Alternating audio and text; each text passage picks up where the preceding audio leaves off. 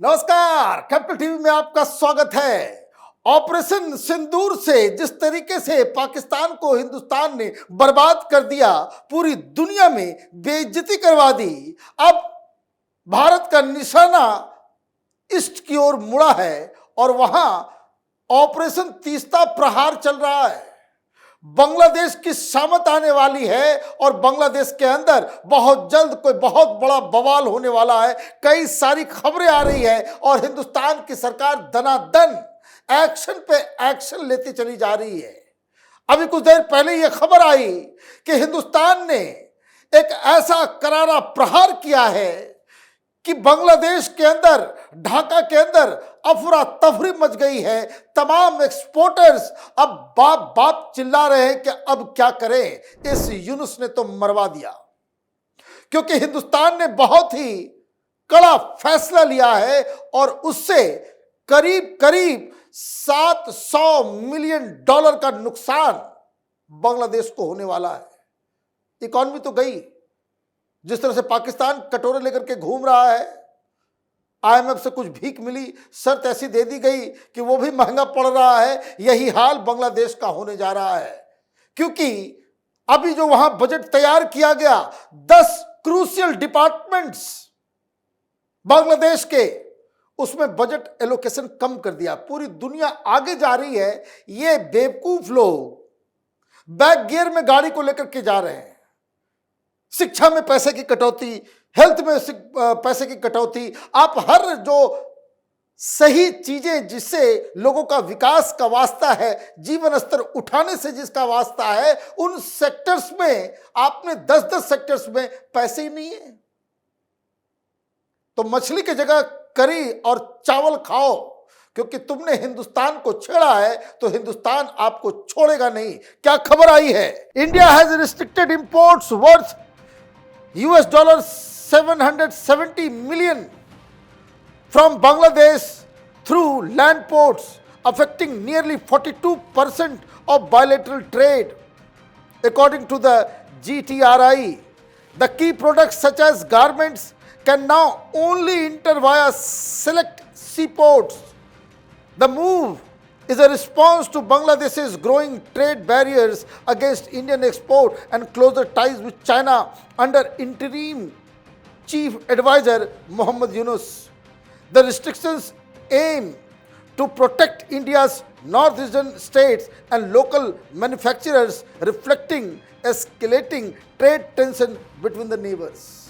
ये सब तरीके से लिखा गया है, मैं आपको बहुत सिंपल तरीके से बता दे रहा हूं।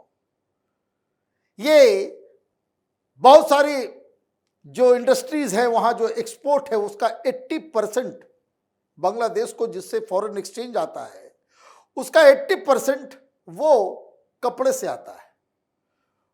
और उसका सबसे बड़ा उदाहरण जो हिंदुस्तान आता है, उसमें वो जमीन के रास्ते से आता था। प्रधानमंत्री मोदी ने कहा कि हो गया, बस तुम्हारी ये हिम्मत, तुम्हारी ये हैसियत, तुम्हारी ये औकात कि तुम चीन में जाकर के एक अपने आप को दादा बनाने की कोशिश करोगे।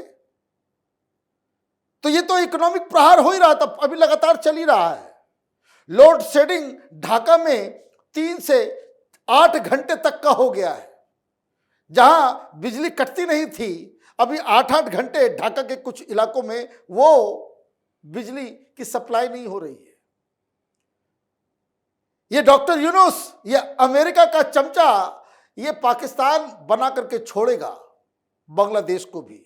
इतनी अच्छी इकॉनमी चल रही थी, इतना सब कुछ अच्छा चल रहा था, दिमाग पे जो है किसी जानवर ने काट लिया और ये लोग सब पथभ्रष्ट हो गए।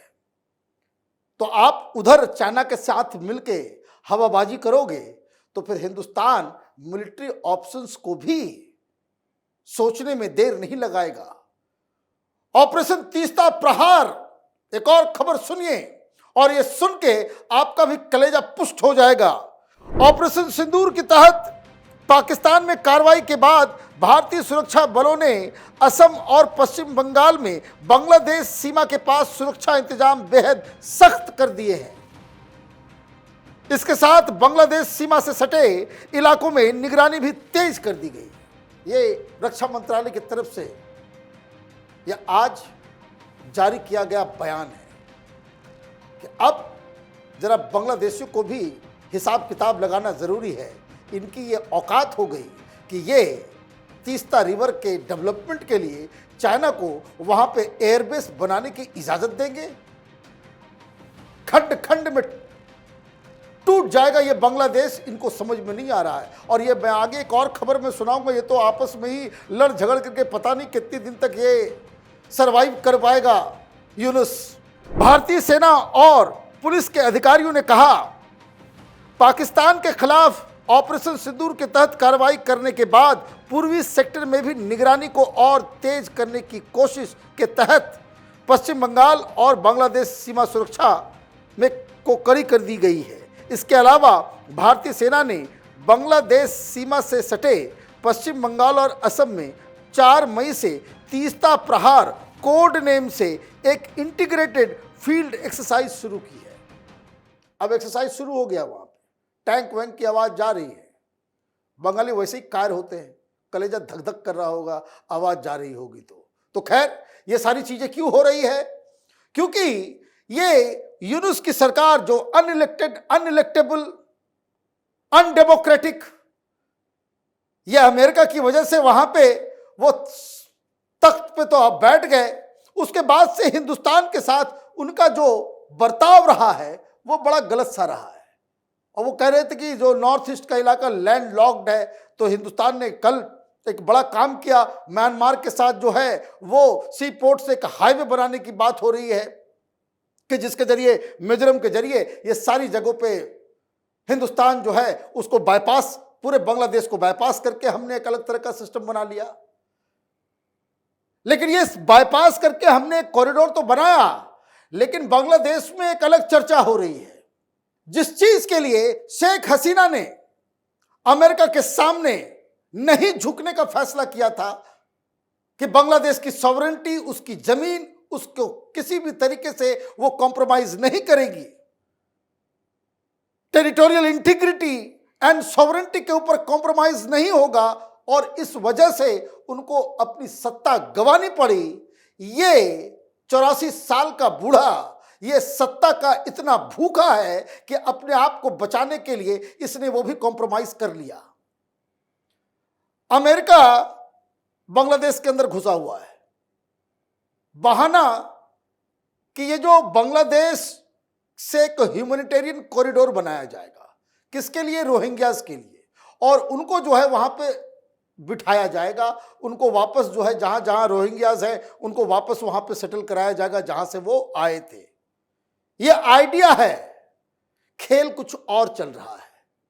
लेकिन दिक्कत ये है कि ढाका में एयरपोर्ट को चेक क्यों कर रहा है अमेरिका वाले? वो चेक करने जा रहे थे कि हेवी कार्गो प्लेन्स वहां पे लैंड कर सकते कि नहीं, जिसके अंदर सेंसिटिव मटेरियल हो। कैसा नहीं कि आपने ऐसे लैंड के ऊपर, ऐसे एयरपोर्ट के ऊपर लैंड करा दिया और अंदर जो बम रखे हुए हो, जो मिसाइल रखे हुए हो, वो अंदर ही फूट फाट जाए। इसलिए सेंसिटिव वर्ड का जो है उसका मतलब समझिए। आज ढाका के अखबार में वहां से मैं आपके लिए कुछ लेकर के आया हूं कि किस तरीके से वहां पे बवाल मचा हुआ है। ये सरवाइव नहीं कर पाएगा ये, क्योंकि ऑलरेडी वहां पे प्रोटेस्ट वगैरह जारी है। वहां आपने अवामी लीग को बैन कर दिया, बीएनपी वहां पे है, और सारे लोग अब एक ही सवाल कर रहे हैं कि ये केयर टेकर अपने आप को इलेक्टेड प्रधानमंत्री और राष्ट्रपति से ज्यादा पावरफुल कैसे समझ लिया। और इसे देखिए छोड़ के भाग गया एक राष्ट्रपति, पता ही नहीं चला कैसे गोबर लोग हैं। The proposed Rakhine corridor has emerged as another contentious issue in Bangladesh. Some sources confirm that it is already operational and supplies in sealed containers have reached Rakhine state in a clandestine manner. अभी सरकार कह रही कि अभी हमने America से बातचीत की है, यूएन वाले से बातचीत हो रही है, और वहां का अखबार ये छाप रहा है कि सरकार झूठ बोल रही है, ऑलरेडी माल सब जो है सप्लाई शुरू हो चुका। ये वहां के अखबार में छप रही खबर है। Sources confirm that United States military will play a very crucial role in any future military operation in Rakhine State, and the team has landed in Dhaka in this connection. जो मैंने आपको बताया कि ऑलरेडी टीम आ चुकी, वहां airports को जांचा परखा जा रहा है। बांग्लादेश के अंदर वहां के एयरपोर्ट्स को यूएस की आर्मी इस्तेमाल करेगी, वही जांच करने के लिए वहां पे ढाका, ये वहां के अखबार बता रहे हैं कि आकर के वो इंस्पेक्ट करके चले गए कि हाँ यहां पे जो है बम बम लेकर के आया जा सकता है। हेवी कार्गो प्लेन में टैंक आते हैं, कैसा नहीं कि आपने ऐसा कर दिया कि वो टूट फाट जाए, दिक्कत हो जाए। तो ये बांग्लादेश के अंदर में बड़ा बवाल चल रहा है। वहां की पॉलिटिकल पार्टीज और सारे लोग नाराज है कि क्या कर रहा है ये। Tariq Rahman, BNP's acting chairman, publicly opposed this proposal on May 1st, citing security and sovereignty issues, said the interim government did not inform the people and moreover did not even felt the need to hold discussion with the political parties. There are divergent views within Bangladeshi army on the issue of humanitarian corridor. Army भी but गई है, army भी but गई है। वो तो army के तहत ही सब कुछ होगा, तो बांग्लादेशी आर्मी को नौकर की तरह ट्रीट करेंगे अमेरिका वाले। वो कर्नल जनरल को बोलेंगे उठ बैठ, आदेश को मानना पड़ेगा बांग्लादेश की आर्मी को। और इसलिए बांग्लादेश का एक जो आर्मी का एक सेक्शन वो अपोज कर रहा है कि ये क्या तमाशा चल रहा है। भाई आपने आवामी लीग को तो बैन कर दिया, उसके बाद तो सबसे बड़ी पार्टी BNP है, उसका एक्टिंग प्रेसिडेंट ये कह रहा है कि बिना पूछे तुमने ये काम क्यों कर दिया। और एक जगह अमेरिकन एक्शन होता है, मिलिट्री एक्शन होता है, तो एक्शन बॉर्डर के बाद, रखाइन में तो बाद में होगा। पटाखे ढाका में फूटने शुरू हो जाएंगे, बवाल मच जाएगा ढाका के अंदर कि ये यूनुस ने ये क्या कर दिया। तो अभी खेल शुरू हुआ है। हिंदुस्तान किस तरीके से इसको अप्रोच करेगा, हिंदुस्तान और अमेरिका के बीच इसमें क्या बातचीत हो रही है, ये कई सारे सवाल हैं। म्यांमार में क्या होगा, अमेरिका वहां क्या करने आया है, क्या शेख हसीना ने जो कहा था कि वहां कोई एक क्रिश्चियन स्टेट बनाने का प्लान अमेरिका का है, कई सारे सवाल हैं इसमें जो आगे आने वाले दिनों में वो सॉल्व तो होंगे, लेकिन immediate clear and present danger जो है वो बांग्लादेश की सॉवरेनिटी और उनके टेरिटोरियल इंटीग्रिटी का है, जिसको लेकर के ढाका में ऑलरेडी बवाल शुरू हो चुका। तो हमारी नजर इस खबर पर बनी रहेगी। आप देखते रहिए कैपिटल टीवी। हमारे वीडियोस को लाइक कीजिए, शेयर कीजिए और हमारे चैनल को सब्सक्राइब कीजिए। धन्यवाद।